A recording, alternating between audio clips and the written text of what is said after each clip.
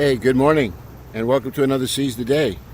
Today is Tuesday, September the 20th, and we have an opportunity to come and join one another as the sun is getting up and shiny, and we're still here just enjoying a few days of vacation with Cindy and her sister and my brother-in-law. Near here, the beach, and it looks pretty idyllic, right?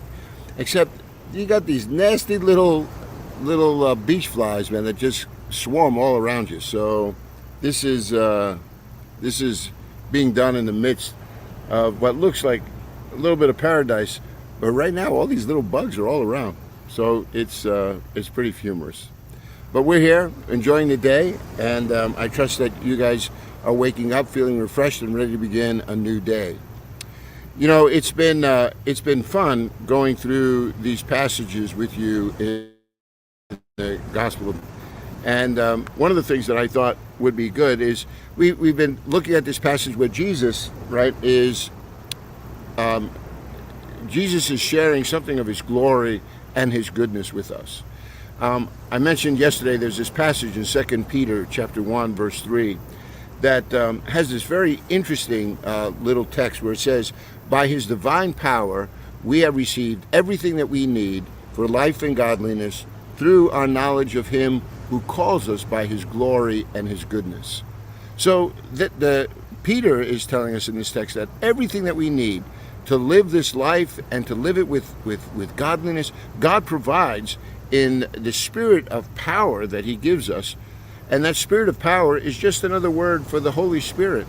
This Holy Spirit is one that animates us, gets us moving, and helps us to realize all that we have in the Lord. So when he says that we have received everything we need for life and godliness through our knowledge of him who calls us by his glory and goodness, think about that. What we need for life and godliness is going to be found through this knowledge that we are attaining of Jesus. And it's a nice way of putting it, but he says we are drawn in, right? He says we have received everything we need for life and godliness through our knowledge of his glory and his goodness. Because see, something of Jesus's glory is going to bring a sense of confidence. Something of his goodness is going to, evoke a different kind of response from us, so that we recognize that that he is good, right? That all those gifts that we see that the Spirit of God is pouring out on us, like the gifts of patience, the gifts of mercy, the gifts of joy, kindness. All of those you see manifested in the person of Jesus, right? So for you and for me, we begin to look at Jesus in this way, and there's something about his goodness that draws us in, and there's something about his glory that gives us a sense of confidence. Well, this verse should be a little bit in the back of your mind as you're reading through this text of these miracles, because that's exactly what we're finding in the text now as we're reading. Jesus has just come, right? Hearing this awful, tragic news about John the Baptist's murder, and he's seeking to find a place to go and just find some solitary moments just to be quiet. And instead, what happens? We see that Jesus now is being, well, all the crowds have gathered. They want to find out what it is that he's doing. They want to see Jesus, and they come. Why? Because there is this need. The crowds were coming all around him, and they were looking for healing, for no doubt themselves or for loved ones that they were bringing, and all of this was overwhelming for any one person. But for Jesus, he doesn't step away. In fact, he steps in, doesn't he? He looks at the crowds, and it says he has compassion on them. And that compassion that Jesus has results in him reaching out and fulfilling this ministry for which he came. And I pointed out yesterday how easy it would be for us when we're in the midst of those kinds of circumstances, to all of a sudden find ourselves where we want to put the world on pause, man. We want to hide. We want to retreat. And yet Jesus does none of those things. In fact, Jesus is doing the very opposite. Jesus is coming out and giving a sense of the Father's love and care for everyone who is here. So we're going to read a little bit today about how the disciples are really responding to all this. So I want you to read how the disciples of Jesus reacted to the change in their day. Because remember, they're with Jesus, and they were thinking they were going to go and find some quiet, some peace. But instead, evening approaches, and the disciples come to him, and they say this. This is in Matthew 14, verse 15. He says, as evening approached, the disciples came to him and said, this is a remote place, and it's already getting late. Send the crowds away so that they can go to the villages and buy themselves some food. See, the disciples, they already recognize, right, that this need is beyond their ability to address. And the need required a different course of action. But what might that action be? You know, sometimes when life comes at us on so many different fronts, I think what is helpful is if we just hit that pause button long enough to just think through what it is that may be presenting itself to us. Sometimes we're too quick. We think we know the answers. We're just so, it's like a knee-jerk reaction. And yet God is saying to us very, very often, I think, can you just think through the ramifications of this? Because I want to teach you something by this. I want to grow you. I want to mature you. And instead of trying to get rid of whatever it is that's pressing on us, we turn around and we say, no, I'd rather take this opportunity now to just draw in a little bit more to God, to listen to what he has to say to me in the midst of whatever the trial might be at the moment. And so here we find that Jesus is now talking to these disciples, and what Jesus is going to be sharing with them is all about, how do we meet the needs of this world when our resources are few? And I think the reason why I say this is because when you look at this passage in Matthew 14, yes, it's about the feeding of the 5,000. It's about Jesus' miracle of taking 5 loaves and 2 fish and reproducing them to feed everyone. But what I also want you to recognize is that there's going to be a big conversation that takes place in the midst of this between Jesus and his disciples.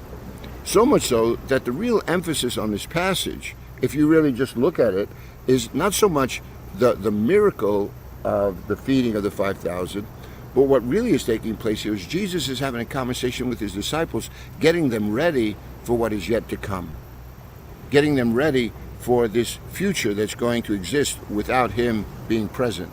How are we supposed to go out into the world, let this light shine, represent Jesus, who is King of Kings, Lord of Lords, and not have all of these resources that we're going to need to meet the challenges of the day? And how are we going to meet those challenges?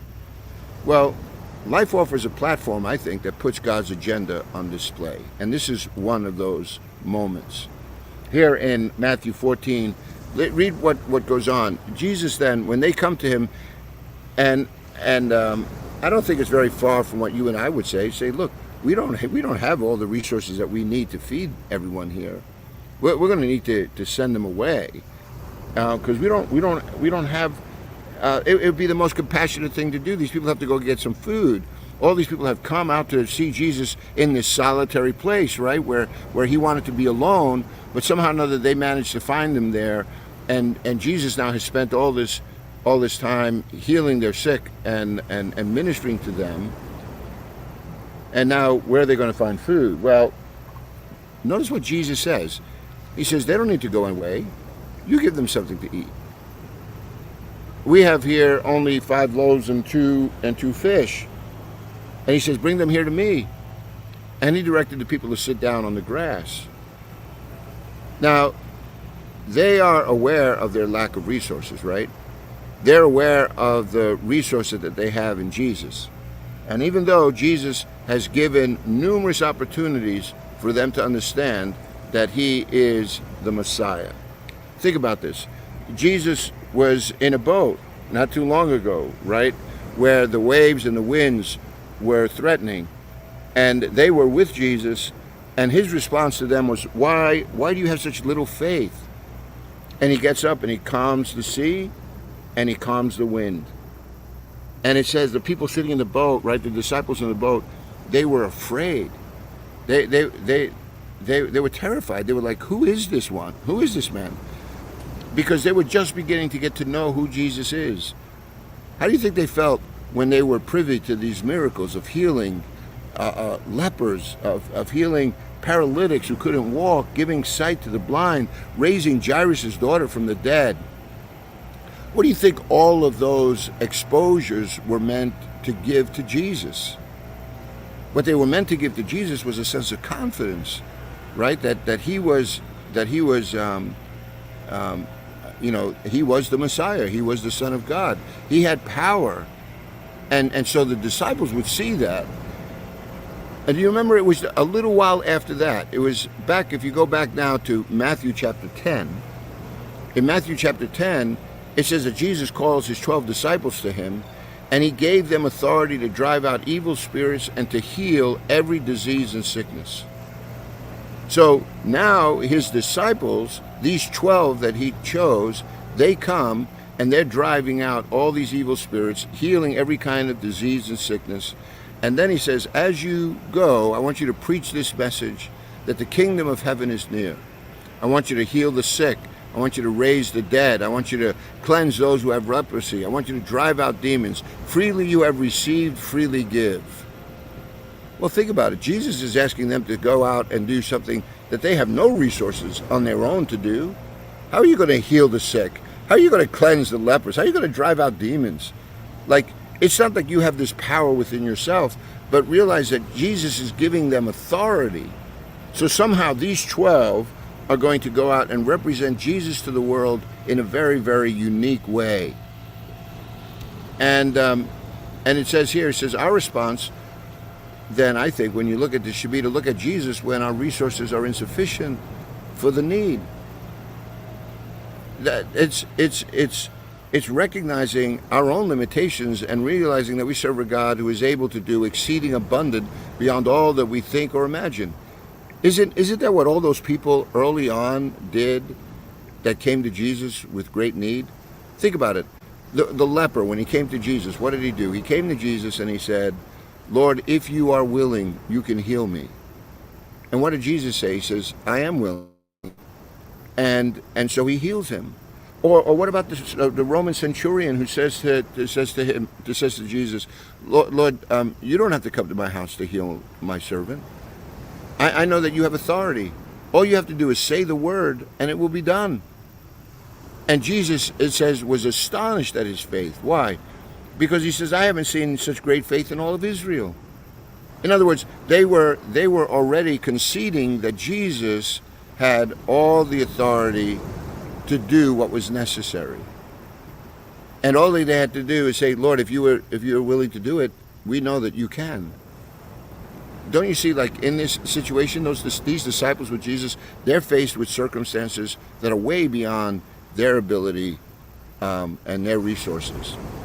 But I think that's just the point of the story, is that Jesus is trying to drive home a lesson to them, because it's not going to be very long before he is going to be, we're going to find that Jesus here is going to be taken away. We're going to find that the resources that he has is going to be multiplied. They're going to find that even in their own sense of inadequacy, they're going to find that with Jesus' authority, he is going to be able to do this. So that's why they're being called now to wait on him, to give him some sense of direction and to boost their faith, because they're going to see something in this glory of Jesus being manifested, something in his goodness that now is just going to win the day for them. So I bring you back to the passage then, right? Their response, I think, is to learn what it means to really wait on him, to remember their calling, to remember their mission. They are here now to represent him. So this is why I said to you, this feeding of the 5,000 isn't just about a miracle of feeding the individuals with 5 loaves and 2 fish, which is astounding in itself. But up to this point, you would expect that God, is able to do exceeding abundant beyond anything that people can imagine.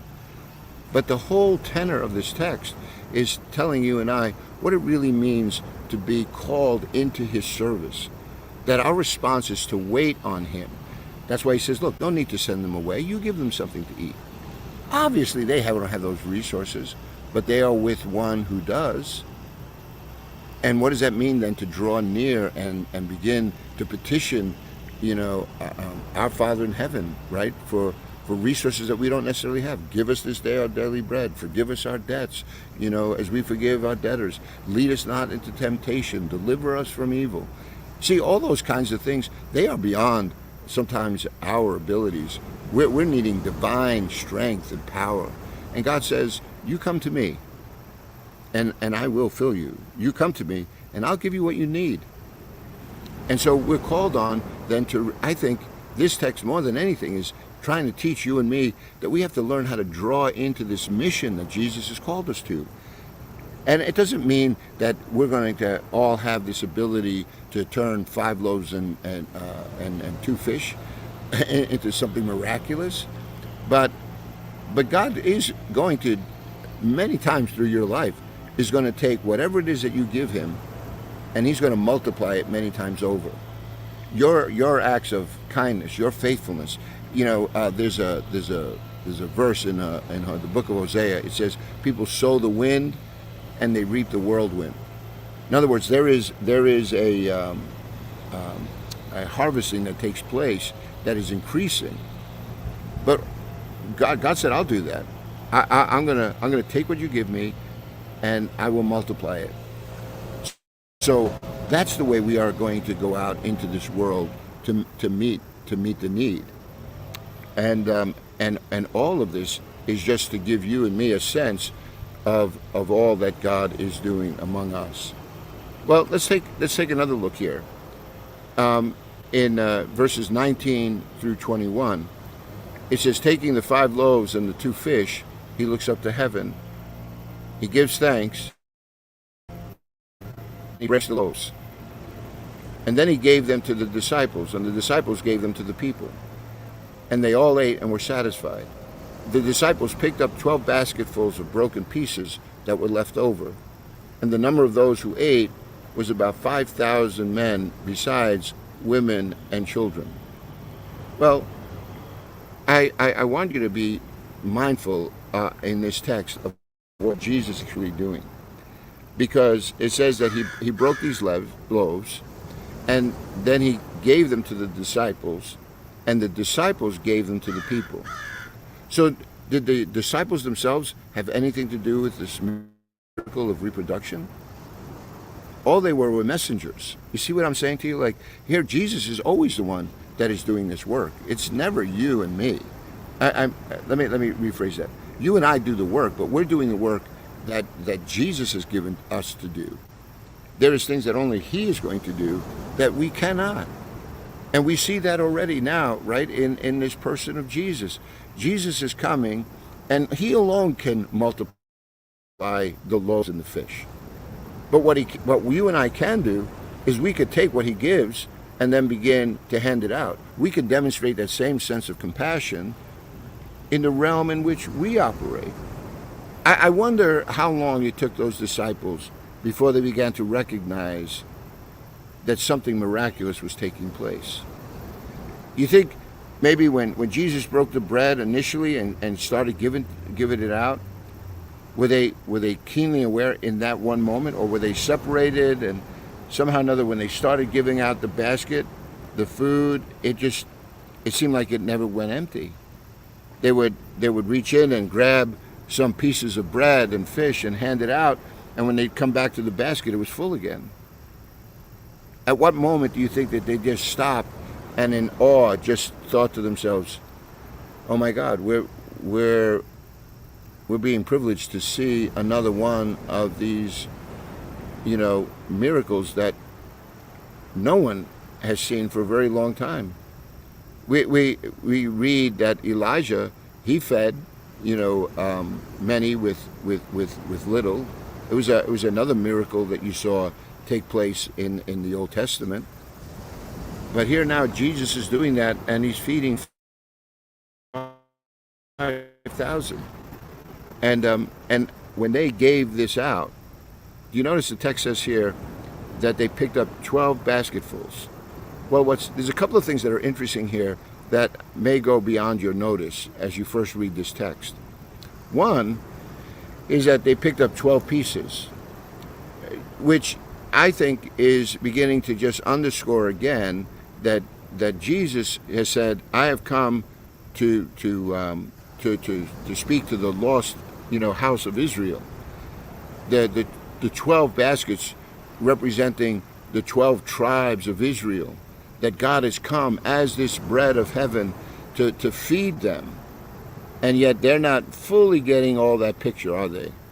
And the word for basket here is a very it's a word that speaks of the baskets that were well known in Israel. In a short time, we're going to come back to a passage that sounds an awful like this one, only it's a totally different crowd, and some of these words are totally different, that are suggesting to you and I that the crowd has changed. It's no longer comprised of the Israelites. Now it's a much more Gentile kind of group, and that has everything to do with the lesson that we're going to learn in the feeding of the 4,000. But for now, here we have 12 basketfuls. This is Jesus reaching out to his own again, and it says, so the number of those who ate were 5,000 besides the women and children. And so all of this provision, once again, for the household of Israel, God coming to fulfill his promises. And yet, if we're not careful, all that people are doing now, they're just recognizing that he has come to perform this miracle, or to just bring some healing, and they leave it at that, and they really don't stop to see anything more about who Jesus is. So I want for us to perhaps just stop for today, and to just recognize once again that the provision of Jesus is something that is available to all of us. Jesus would say to you and me, "Come to me, all you who labor and are heavily burdened, and I will give you rest. Take my yoke upon you, learn of me, you shall find rest for your souls." I think that one of these lessons that the disciples learned is to really just trust Jesus, to come to him no matter what our circumstances are, and then just to stand back and watch how God, he's Lord of heaven and earth, how he can come and meet that need. And some of you who are watching this program this morning, you can attest to the fact of how God does that, right? How God will bring provision into your life from ways in which you never even saw it coming. Opening up a door for a new job, bringing someone special into your life, healing when it didn't seem like you were going to be on any road to recovery. No, God hasn't stopped doing these things. It's just that you and I, we have to learn, as the disciples did, that we always have to draw near to him, because that's where we're going to find the provisions for the day. So my friends, I'm going to end here. Tomorrow we'll take another look at the remaining parts of this passage. I trust that would just give you a seed thought today to go out and think about ways in which God is saying, just bring to me what you have, and watch how I will reproduce that. Bring your concerns, bring your praises, bring this level of faith that will enable you now to really go out and live this life. So appreciate you joining this morning. Beautiful day here at the beach. We'll get rid of some of these sand flies in a minute, but hey, Lord bless you. Glad to spend the morning with you. Seize the day and never forget that we serve a God who is good all the time. Lord willing, we'll spend some more time tomorrow. God bless.